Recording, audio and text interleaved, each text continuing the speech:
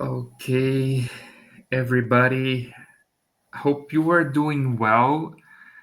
Um, oh yeah. So I can see that people are starting to join us. I mean, first of all, it's really nice to speak to you again. I'm with my dear friend again, Deborah. How are you, Deborah, today? I'm great. I'm super excited to be here. And I love talking about this thing, and I hope that it's a helpful conversation for everyone. And I see some familiar names. Hi, George. How are you? Some people who are who have been to my webinars as well. Hi, Alex. Great to see familiar names. Yeah, because they are in our circle of clients, Deborah, because I also know George uh, pretty well. So it's nice to see some familiar faces here. Exactly, exactly. Hi, Anna. How are you? So we have Charlotte, North Carolina. We have New York, Arizona. Wow, great people. And you're in Spain right now, right, Victor? I'm in Spain. I'm in a small city here called Salamanca. Really, I mean, close to the Portuguese border. But I mean, it's cold. It's cold here. It's becoming more and more cold as we start to reach the nighttime. So, Yeah, what about yeah, it's in cold. Brazil? Actually, I just read today in some online newspaper that this month um, or this winter, I'm not sure which one, was the month or the winter that rained the most in over 20 years in Oh, Portugal. Portugal? Oh my! Yeah. Yeah. So it's very atypical, very typical. Hey everyone. We have Linda from Oregon, Lori from New York, Matt from Minnesota, or Nancy from Minnesota. Hi, it's great to see you guys. Welcome, welcome. Captain Pam from New York here. Yay. So I will have my tea with me because I'm going to speak a lot. So I need to hydrate my throat. Hi, True. Lori. We'll wait for around 5 minutes. I guess it's a good time to just so everybody can join the webinar. Yeah, Um, yeah. Well, George is asking the rain for Europe is being pushed to Portugal and Spain. Will Europe suffer from droughts?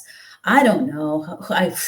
I don't know, George. But the thing is that I think that for the first time in a long time, like many decades as well, the Algarve region is not in a drought situation, which is a good thing for Portugal.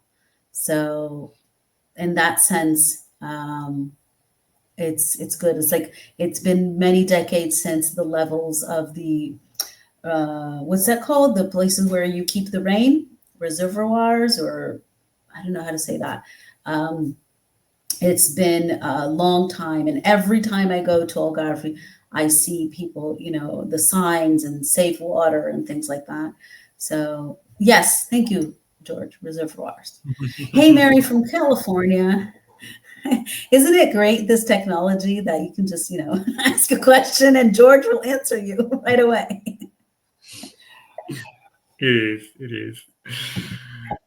Um, yeah. So, but it. I mean, I could feel that, Deborah, that it's not that usual to for Portugal to rain so much in March.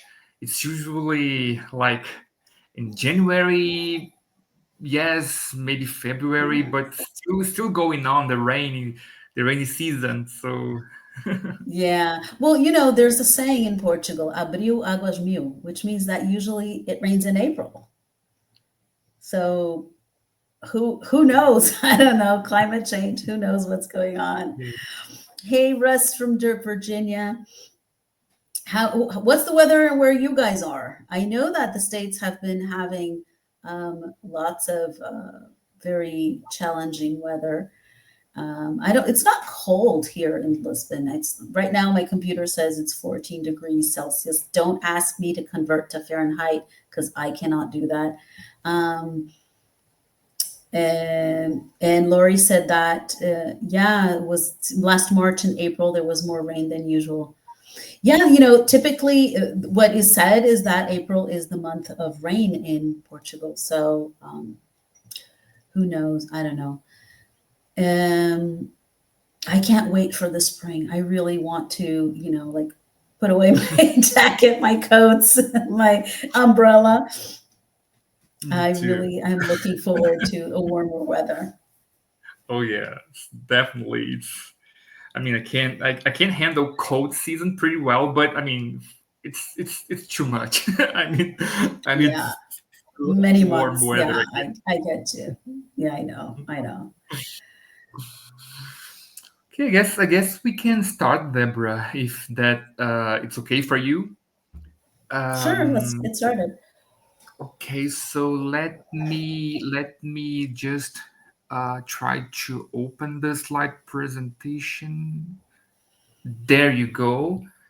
So, first of all, I just would like to thank you, everybody, for being here with us in this webinar where we will talk about the process of moving to Portugal with family or solo. This is a very important topic, and Deborah will definitely be able to go over the process. She's been doing this for so long, and I'm pretty sure it will be some useful content that we will see here today. So again, nice to see you here. We will have this presentation in the beginning, and then we will go to the Q&A.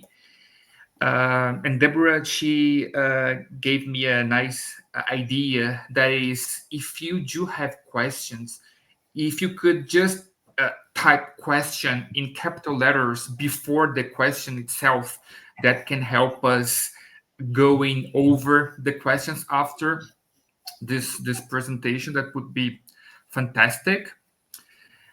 And yes, so today we are going to talk about moving to Portugal, the process of moving alone, moving with parents, moving with partners, spouse, children. So we will cover the whole topic, and hopefully that will be useful for you guys. Uh, you can always reach out to Deborah at the end. Also, you can talk about this later, Deborah, but we did add one link for you guys to download one content that Deborah will address later. And just Just, to just oh, sorry, I'm sorry to sorry, interrupt, Victor. I just wanted to ask you guys in the audience, you're watching, could you go back one slide, please? of course.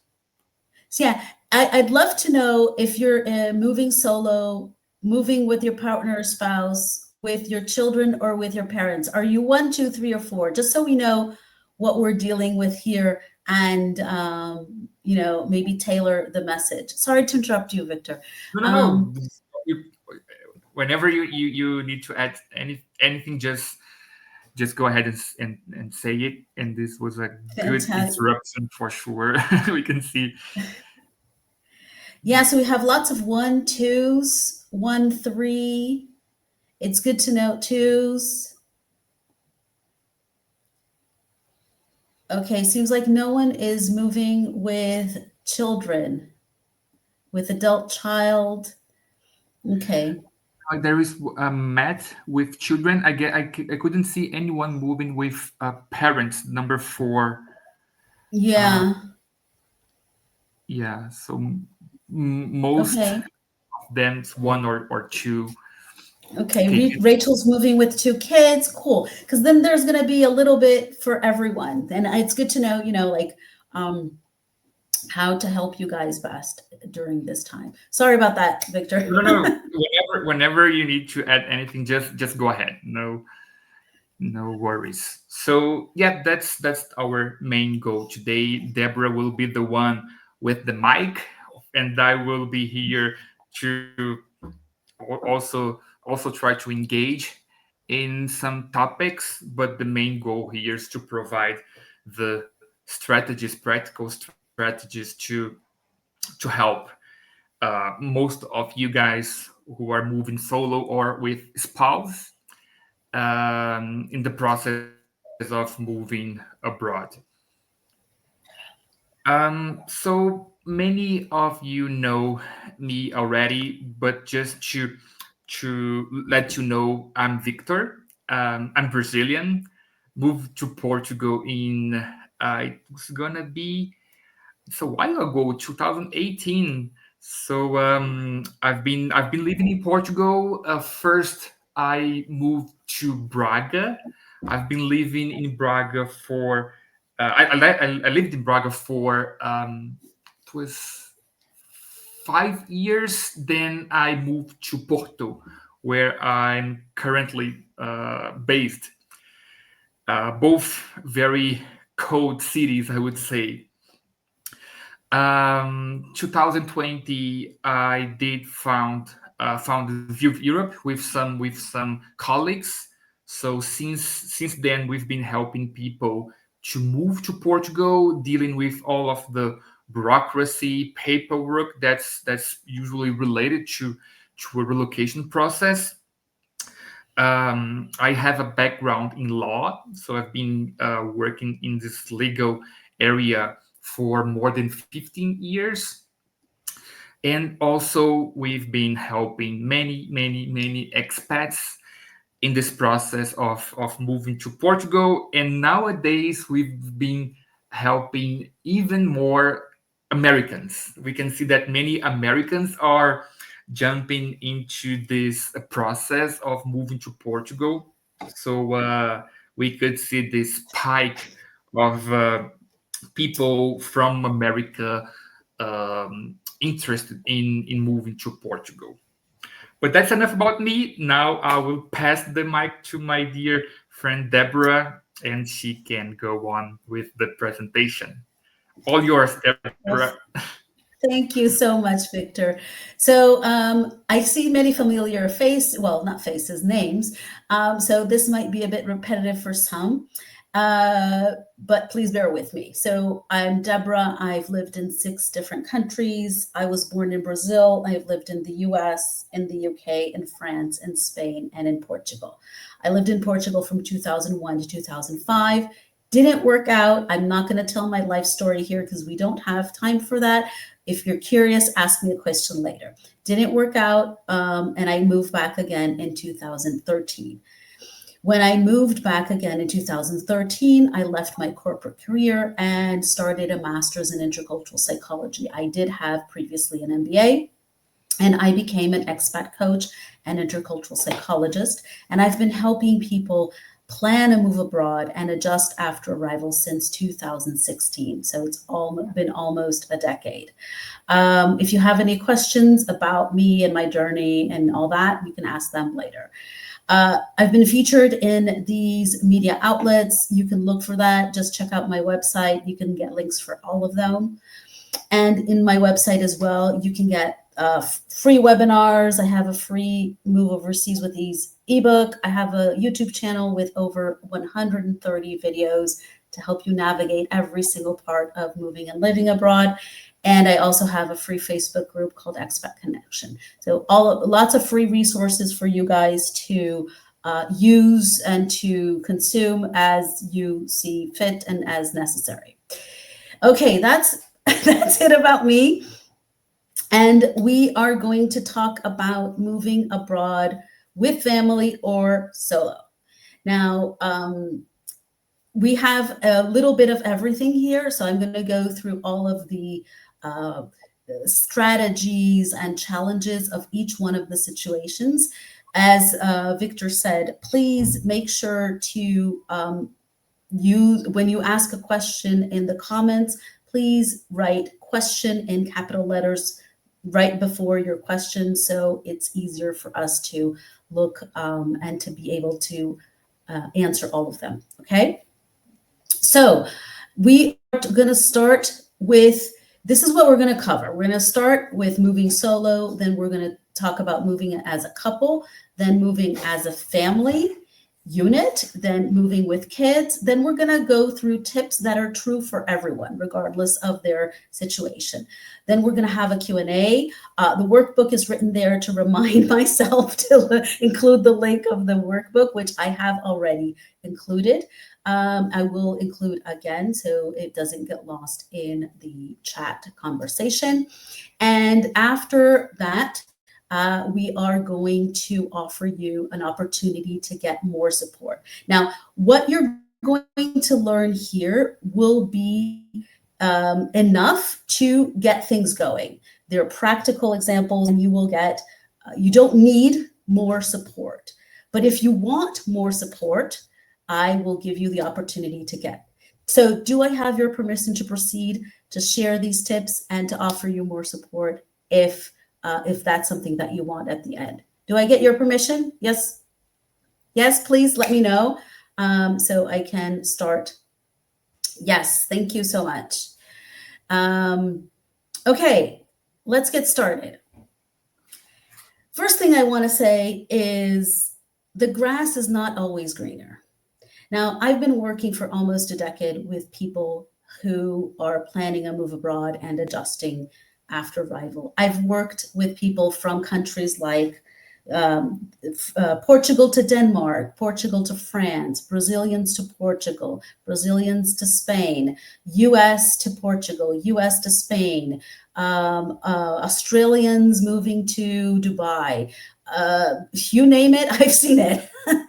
Americans moving to Mexico, moving to Costa Rica, Brazilians in Ireland. The list is long. And everyone thinks that their situation is the worst. So the person who is moving solo says, oh, I wish I had someone here to share the burden and to make decisions with me. And the person who is moving with in a couple sometimes says, oh, sometimes I wish we could move faster, but we have to agree on everything. So there's no perfect situation. Okay, there are pros and cons depending on your perspective. Now, let's get that out of the way because the grass is not always greener. The grass is not greener on the other side. And we're going to look into strategies. There are pros and cons. There are good things. There are bad things, depending on how you view that.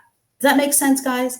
Now, we're going to look into practical strategies for each situation. Okay, let me know if this makes sense to you so far and throughout the slides, if this is being helpful.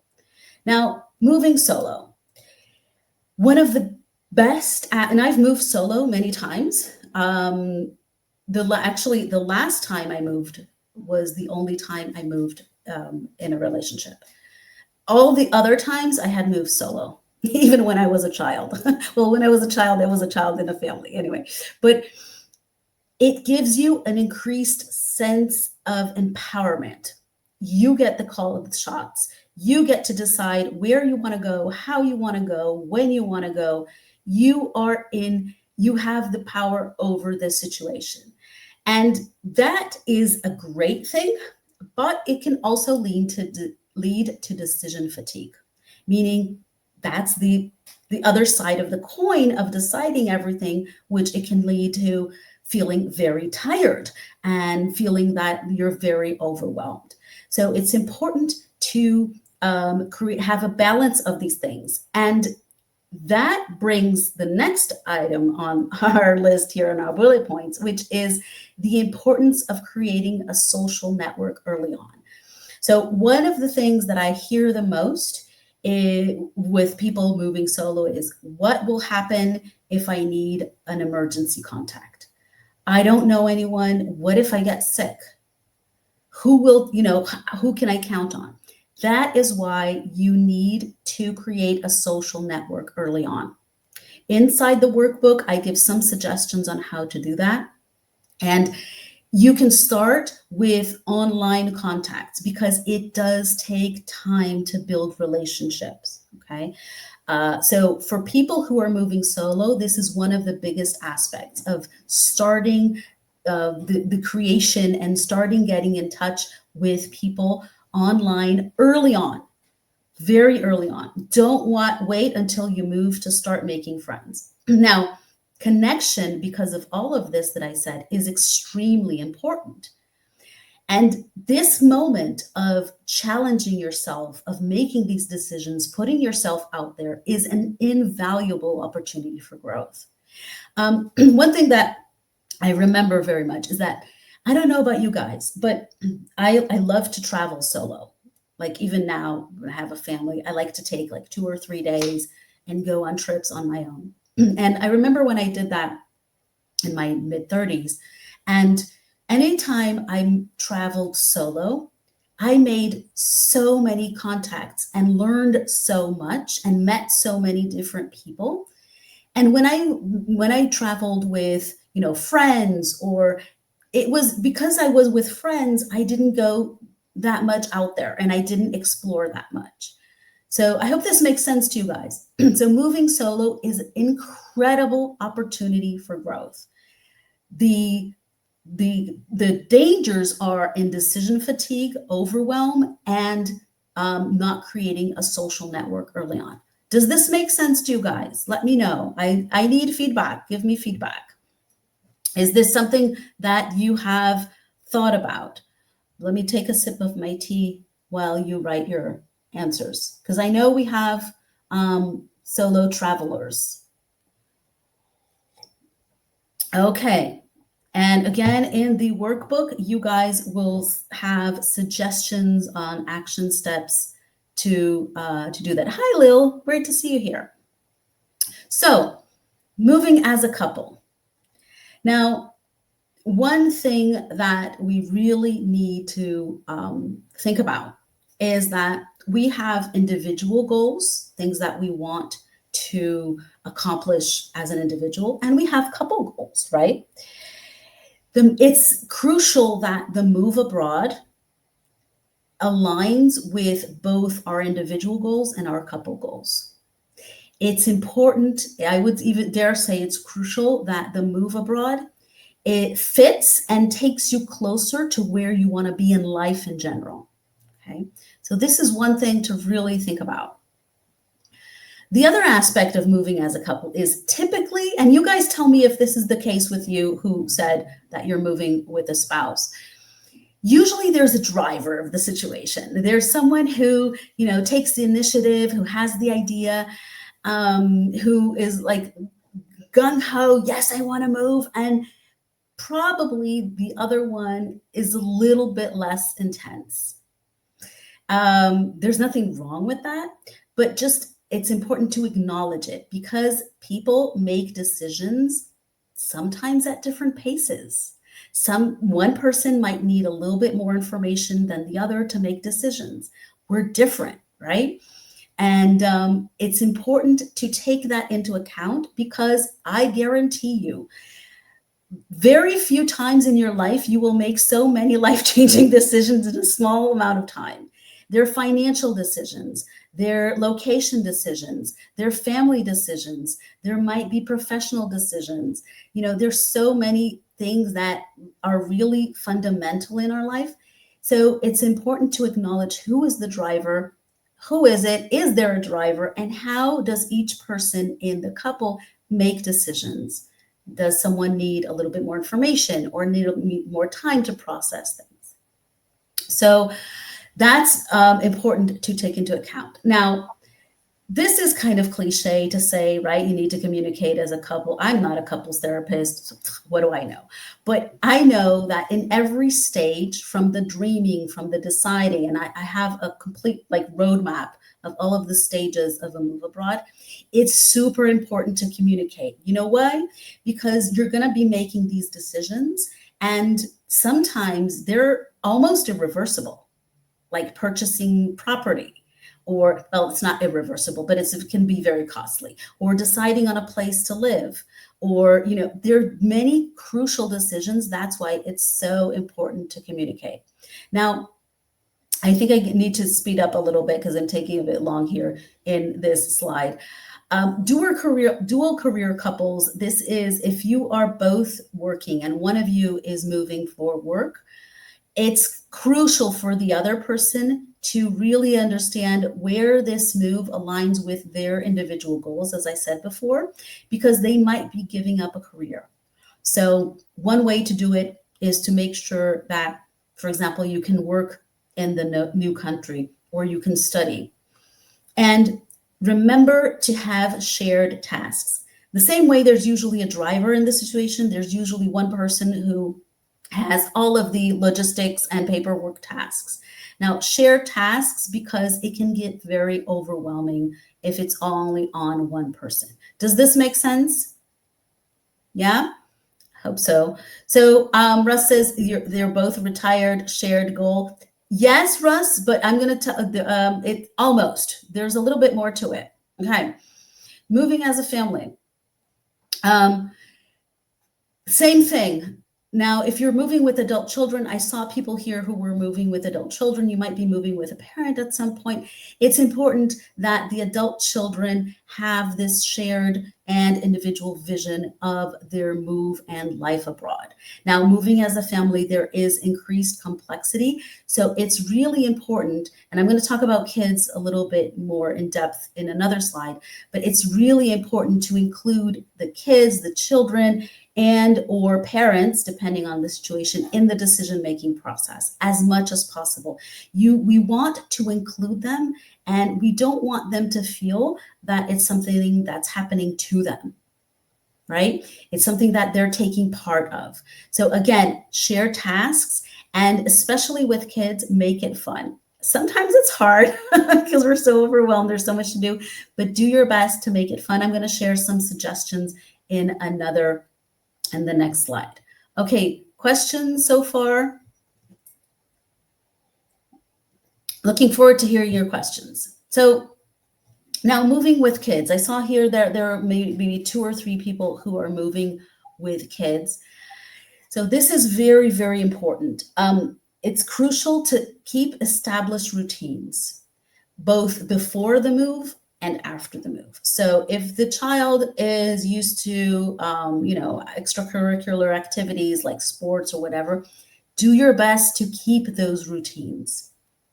Dinner times and things like that, they create a sense of continuity. So everything changes, but the family unit is where they feel secure with these kind of like landmarks, so to speak, right?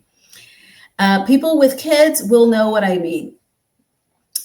Allow age-appropriate decisions. What does this mean? Well, it means, for example, let your child decide what color they want to paint their bedroom, or let them decide the furniture of the bedroom. Give them each parent will know what their child is capable of deciding, their level of maturity, but this again helps them to feel they have a participation, that they have a say, that they have some level of empowerment and agency. And if you have chosen, for example, Lynn is saying that they have chosen Coimbra. For example, ask if the child is a teenager or a little bit younger, they will know how to do research online. So ask them to research about Coimbra. What are the places to go? What's fun for kids? Have them participate in the process.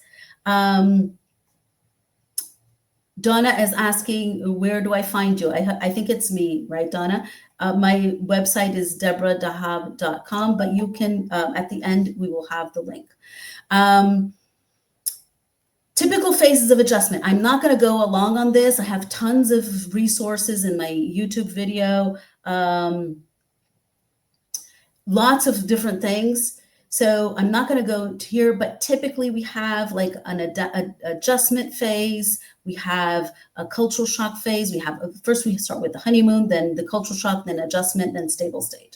So share with your kids what are the typical phases of adjustment, even before the move, because it will help them deal with and prepare for what is coming, and understand that if they feel scared or anxious or irritated or angry or whatever they feel, it's part of the process. Now, saying goodbye and creating closure is super important, and not only for kids, but for everyone for that matter. Um, Create a scrapbook, have a goodbye party, really embrace the fact that this is the end of a chapter and you're starting a new chapter. So, this is really, really important. Give them the vocabulary to communicate. Many times, kids don't know the difference between feeling anxious, feeling irritated, feeling angry, feeling disappointed. It's just a big, help them communicate better. And how do you do that? Keeping your own emotions in check.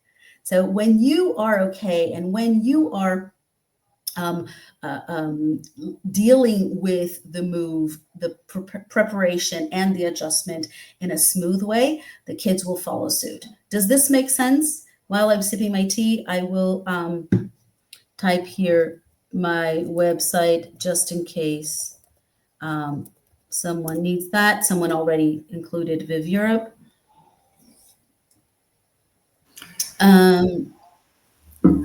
Let me Deborah, see really, here. Yeah, I need to go really, fast, right? no, no, no, really quick one. While you were talking about the process of moving with as a couple, there was a movie going on my mind. Just remember the process, and in my case, it was like Lila, my wife. She's more on the planning side. She's very good in planning what to do, how we are gonna face one challenge, and I'm more on the execution side. I do things she asks me to do, and I just do it. So there was kind of a collaboration in this process. It was just going on my mind while you were speaking.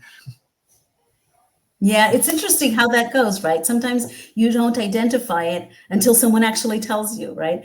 And yeah, it's important to, like you said, and you guys did that instinctively. It seems like you each had a strength, and you played on your strength. So you shared the tasks, and you did something that you were good at, and she did something that she was good at. So that's a great example. Thank you for sharing.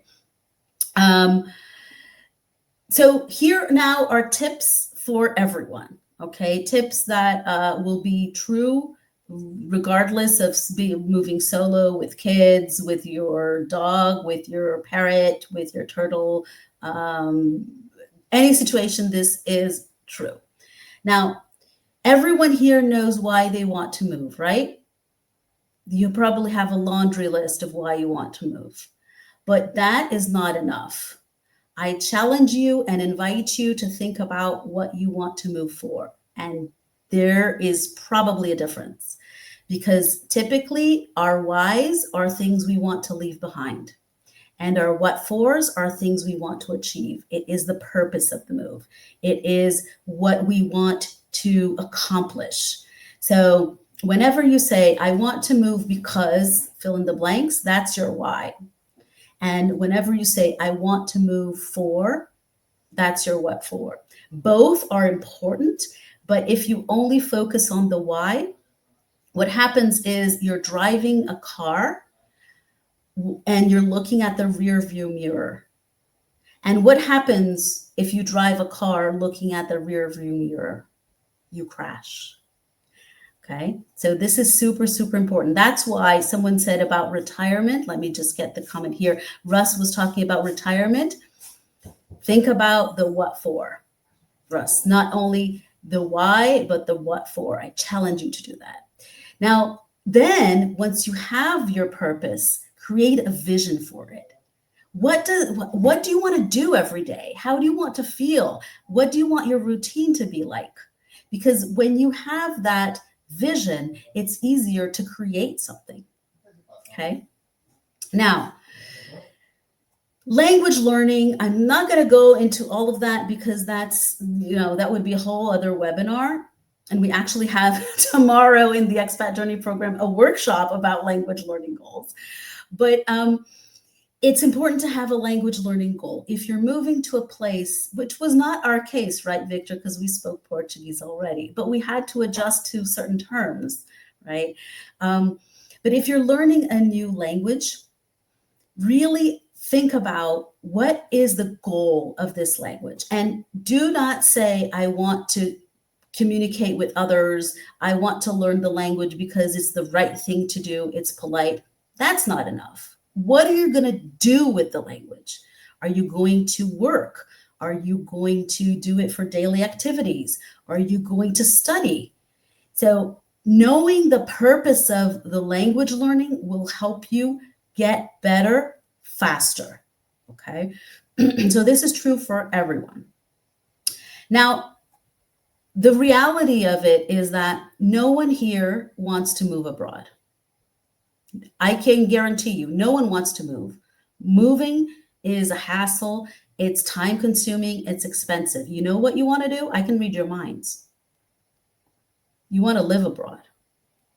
So I invite you to think about this new phase that you're preparing as this destination, not only in terms of geography, but in terms of how your life is going to be. Now, thinking about, if you always say, I want to move abroad, I'm moving abroad, I'm moving abroad, that's the equivalent of saying, I want to stay on the bridge. You don't want to stay on a bridge. You want to get to the other side. No one wants to stay on a bridge. I mean, maybe someone, but not you usually don't. So this is crucial because once you internalize that you actually want to live abroad and live a fulfilling life abroad, and you think about what fulfilling means for you, then you get out of the tunnel vision of the move abroad and start really creating your life abroad. Because I can tell you, you are probably very stressed out with paperwork, with logistics, with all that, right? Everyone is. Part to the game. But once you move abroad, and since you want to live abroad, all that paperwork, all that logistics is almost irrelevant. It's like going on the bridge. After you're on the other side, you don't think about the bridge anymore. So this is what I invite you to think about. Does this make sense? I hope this, Alex says, nice distinction. Yeah, it's duh, right? But it's hard. When you think about it, it's duh, but it's something that maybe we don't think about too much. So let me know if this makes sense to you guys. Now, let's open for Q&A. I think I'm good with time, right? I was like very, very diligent. Perfect, Deborah. And going through this process myself, I wish I had someone like you to guide me in this initial phase. It's so overwhelming sometimes, and you don't know where to focus. So I understand. Can I tell you a secret, Victor? Me too. I wish I had me when I started. That's why I created what I created. Good. Yeah, I know. I had to go through it to just feel it. But now, now I can help others. Yeah. Do you want to? Do you want me to look at the questions? Yes. We can. If you may, Deborah, that would be fantastic. So I think the first question is, Lynn, as a starting point, how do we contact an expat group? Well, there are many different ways. So in the workbook, I have some suggestions. But first of all, you can connect with people on Facebook groups that have, like expats in, fill in the blanks, whatever location you're going or thinking about going. But the trick, Lynn, is one, to manage your expectations, because you're going to connect with tons of people, right? You're going to ask for opinions and you're going to get feedback and things like that. So see who you click with and get the conversation out of the Facebook group. There are also some forums. There are also the Facebook groups, I think, are the most common. But get the conversation out of the Facebook group and start exchanging DMs. And if you continue to click and there's rapport, then you can set a Zoom call. There are also, for example, inside the Expat Journey program, which I'm going to talk about in just a minute, we have live calls. So we also have a Facebook group, a community. So it's a chance to interact with other people and to exchange ideas, because there are people who get it because they're on the same path. There are also other ways you can contact expats. For example, if you take language lessons, you can take language lessons online, have a group, and then you will interact with those people in the group. Or you can you can participate in a book club online. Or you can participate in a yoga class online. So whatever your preferences are, you can start doing that online. Technology nowadays, well, nowadays, after the pandemic, really, these things blossomed. So there are many different opportunities to do that even before you move. So Lynn, let me know if I answered your question, if you have a follow-up question. Lil, do you include how to create a social network early on in your Master Your Move program? So the Master Your Move program is no longer running. It is what I have nowadays is the Expat Journey program, which you probably know about. The Expat Journey program, we do have lessons on how to create a social network. And inside the Expat Journey program, we have live events, workshops, Q&A calls, and orientation calls, and the Facebook group where people can interact and meet one another and share and vent sometimes. That happens too. Let me see. What's the easiest? Yes, another site is Expatica. Exactly. There are quite a few. What is the easiest way to obtain basic ID number? The number need to rent. Oh, I think Lori is talking about NIF. Victor, do you want to answer? Yeah, I mean, the NIF is talking about the bridge, right? The process.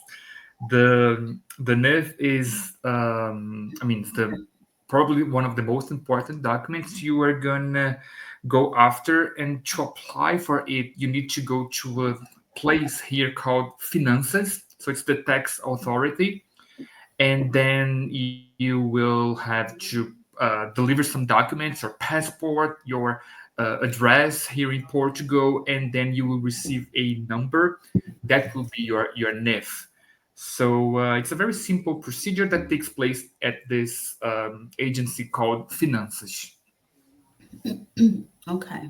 And you will need the NIF for everything you do in Portugal. Everything. But by the way, everything I said here is applicable regardless of your destination.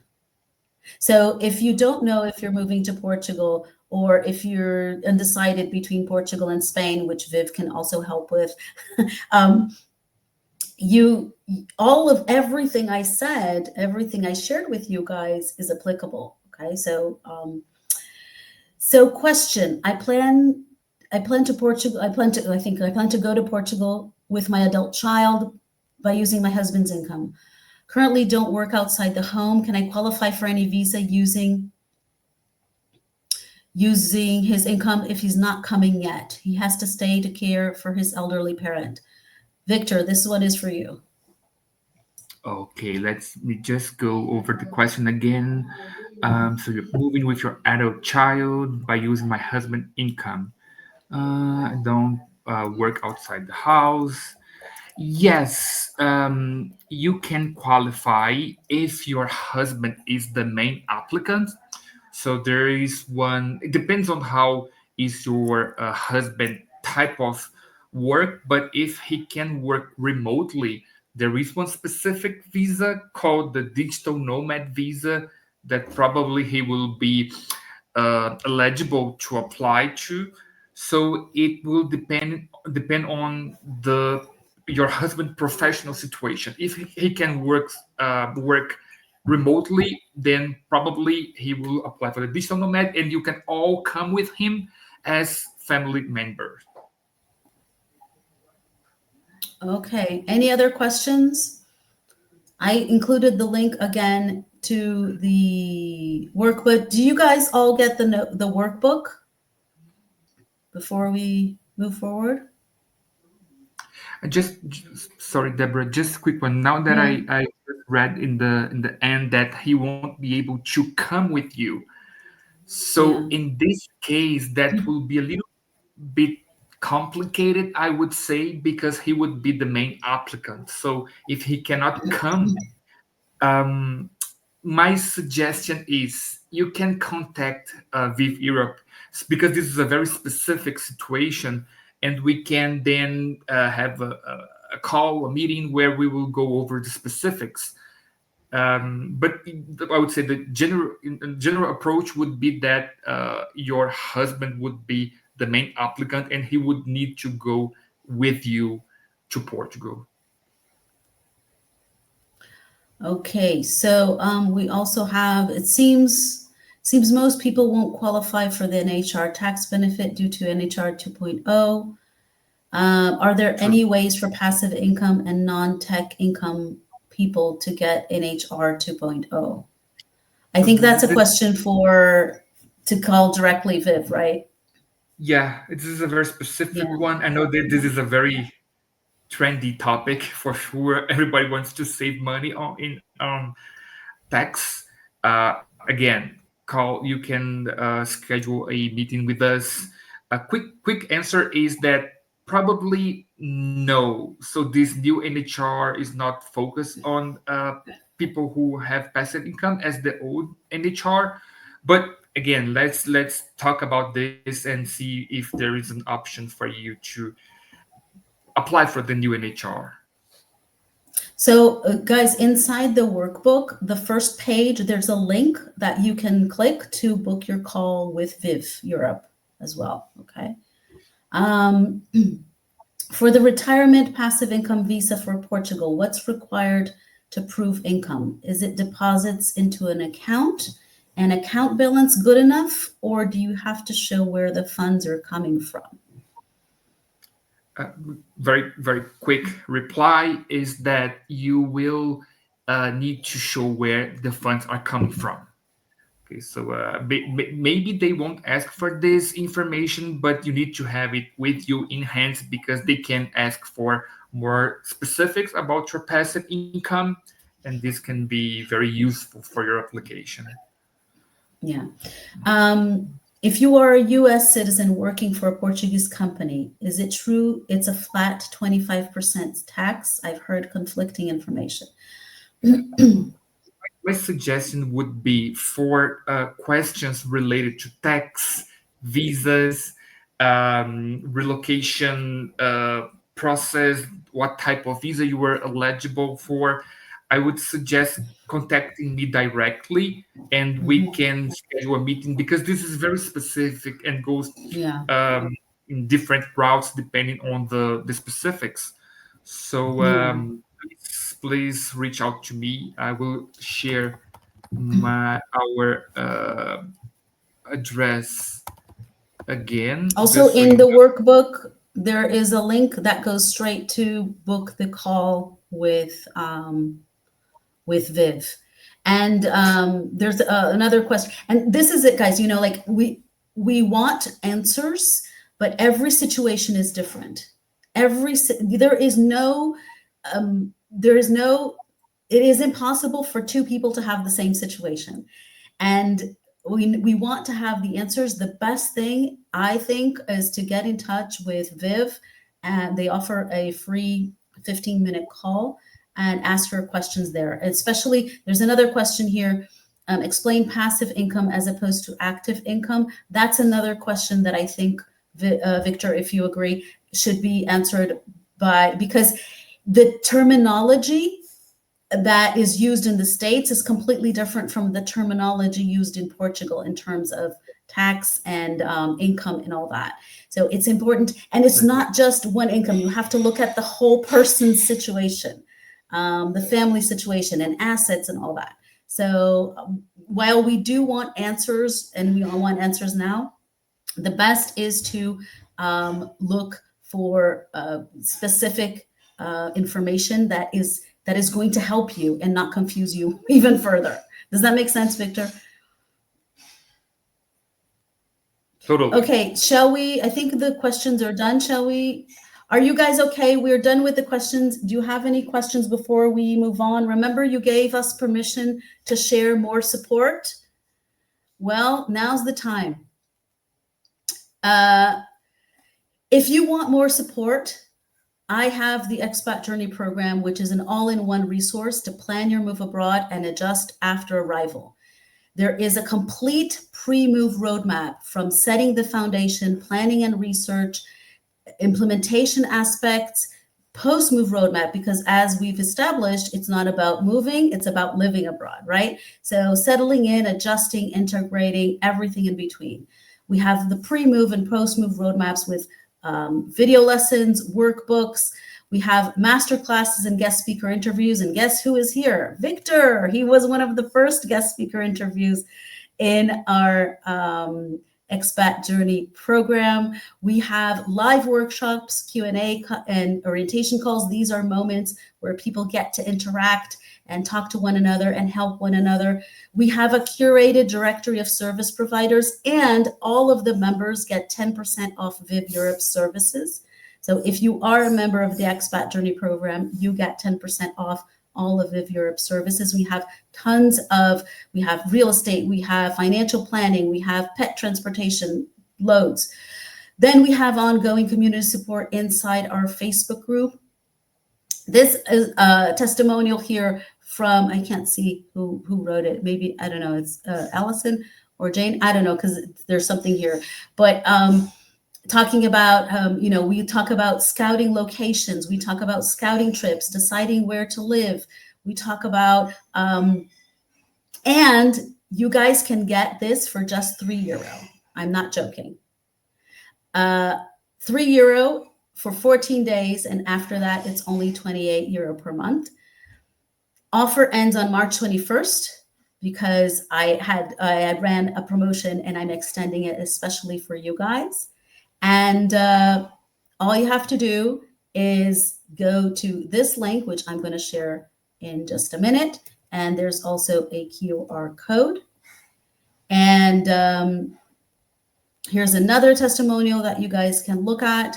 We also have private consultations inside the membership. And thank you. And here is the QR code and the link if you want the link. And I want it to be very quick because I want it to be on time. Do you guys have any questions? I know here that there are some members here in the audience. I won't say who, but I've seen familiar names. And Deborah. So you guys can you guys have any other questions?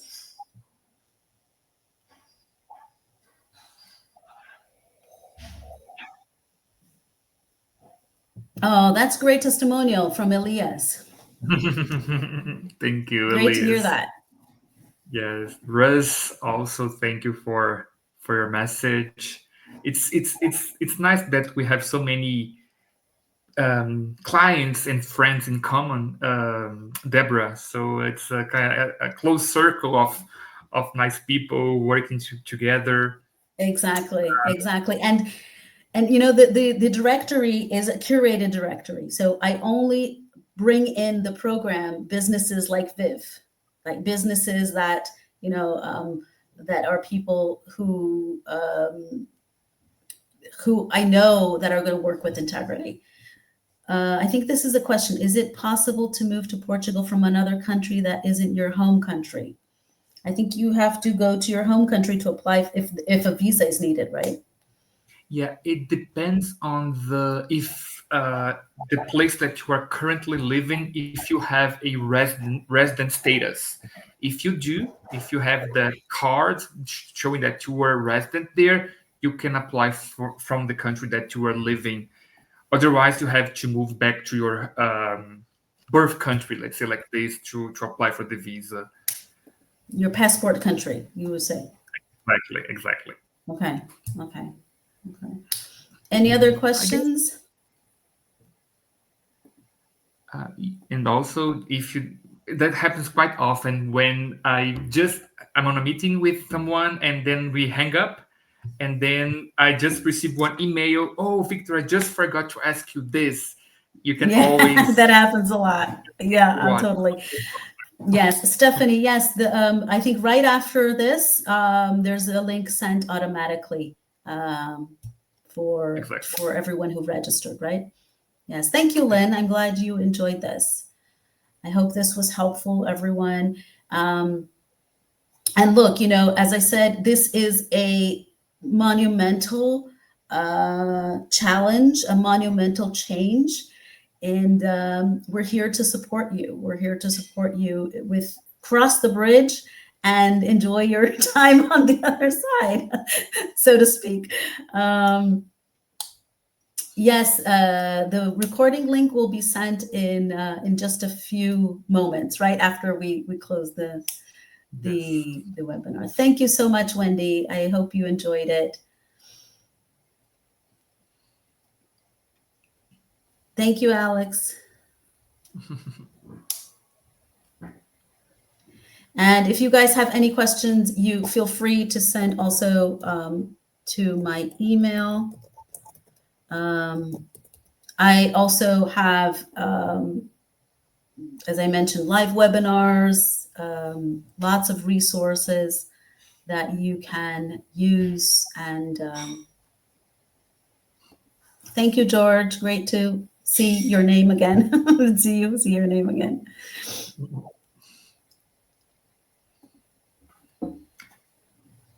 Okay, I guess there are no more questions, at least for now. If you do have, please email Deborah or Viv Europe. It will be a pleasure to answer all of your questions. And Deborah, I cannot thank you enough for being here with me again. It's becoming kind of a routine for us to have webinars together, which is amazing. And really, really want to thank you, Deborah, and everybody for being here with us. As Deborah mentioned, we are here to support you. Whatever we can do to make the process easier for you guys, we will do it. Thank you. Thank you. Fantastic. Thank you. It's always a pleasure to be here, and it's great to work with people that you enjoy working with, right? So I love our collaboration, and thank you so much. Yay, Lil! I'm happy that you booked an appointment with Viv. Fantastic. You're in good hands. And I'm not saying that. The Elia said that. Thank you so much, everyone. Thank you so much, Victor, for the invitation. Thank you, Deborah. Thank you, guys. Bye. Bye bye.